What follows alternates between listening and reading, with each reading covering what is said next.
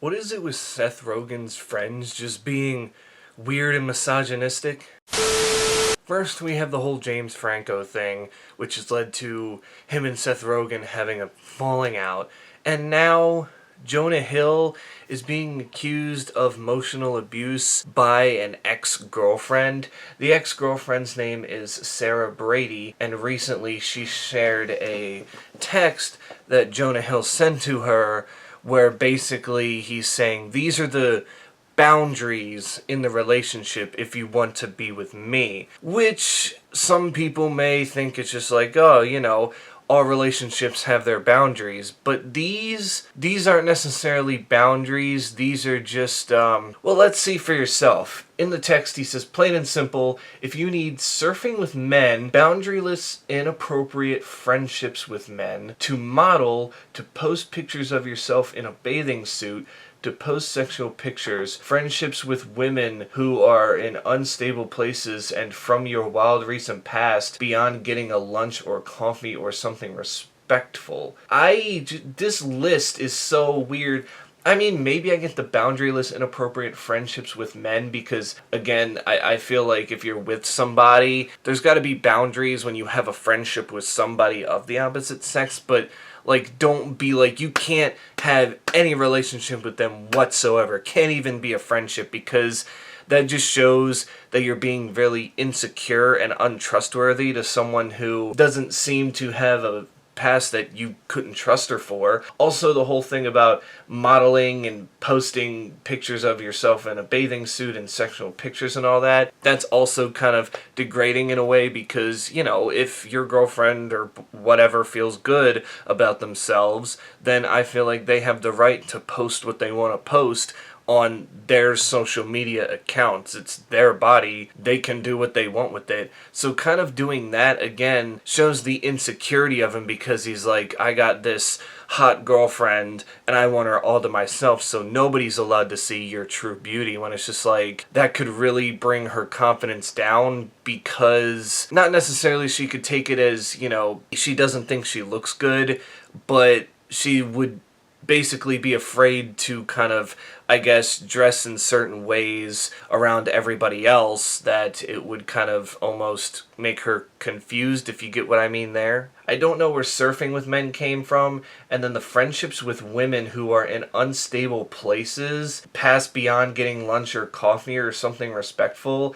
Again, that one's kind of confusing to me. So he's saying, like, if you have a friend who's like maybe a drug addict or a former drug addict and they're trying to get help, that you're not allowed to, talk to them. You're not allowed to help them through their struggles. Like, it all doesn't make sense to me that this would be Jonah Hill, but this is the text, this is the receipt that we got. And basically, he told her, if these boundaries aren't for you, then I'm not the right partner for you. If these things bring you to a place of happiness, I support it, and there will be no hard feelings. These are my boundaries for romantic partnership. I feel like he tried to save himself by putting this in here, like, you can do that stuff, I support it, but when we're romantic partners, it's a no. It's like, so it's either a yes, Jonah, or a no. There is no in between. So what I meant there was, you either support it or you don't. There's no, oh, I'll support you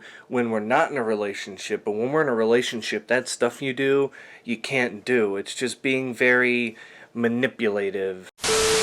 It blows my mind that men in particular can think this way with women, because I know it could be the opposite too, where there's like a woman who's mentally abusing a man, but a lot of the time it's men who create this standard and these boundaries for these women in this relationship, because again, they're just so insecure about themselves that they're afraid they're going to lose the one good person that they have in their life. I mean, when Andrew Tate is on your side, you know you're doing something wrong.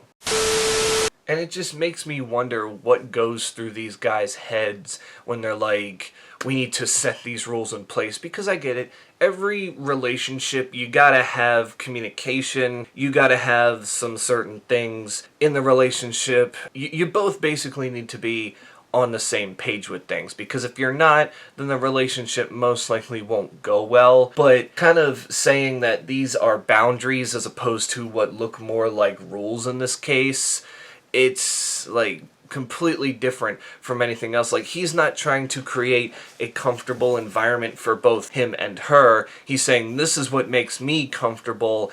I don't care what makes you comfortable. If you want to be in a romantic relationship with me, then these are the rules you have to abide by. And that's just very, again, it's mental abuse, and it almost feels like he's kind of like trapping her in this way. Like, he wants to be in some sort of control, like all she is to him is just an object. And basically, this is the definition of, I won't take no for an answer for the most part. I'm not saying like anything bad. I'm just saying like it seems like he's the one in the relationship where he's always right. It's his girlfriend's always like, yes, honey, we'll do this, that, and the other, when maybe she doesn't want to, because I feel like he can manipulate into getting what he wants, and that is the shithead thing that we are getting from this, is that apparently he wants to be the controlling partner, and when you try to be that, you are being an abuser, and that is not okay. Because again, some people might take this as,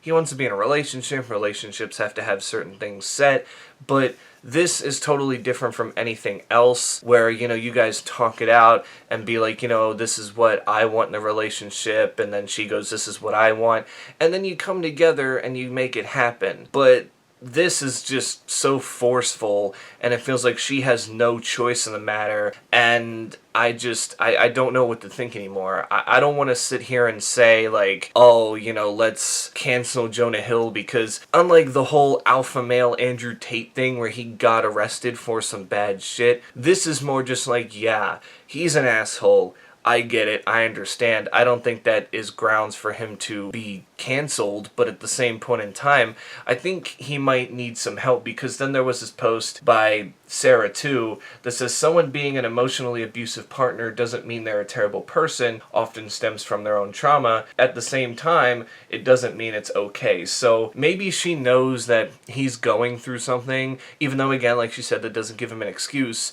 So maybe Jonah Hill just needs some sort of help in some way, and if he can get that and then change as a person, I feel like then you can't necessarily say all is forgiven, but you're willing to let him keep going and all this kind of stuff. This is one of those things where I feel like he can learn a lot, and as long as he's willing to learn and listen, then maybe that's what he's better off doing, because that text message came off as very just misogynistic, very paranoid, and very abusive. So that's my thoughts. You can tell me in the comments below, what do you think? But until then, stay safe out there, and I will catch you all in the next one.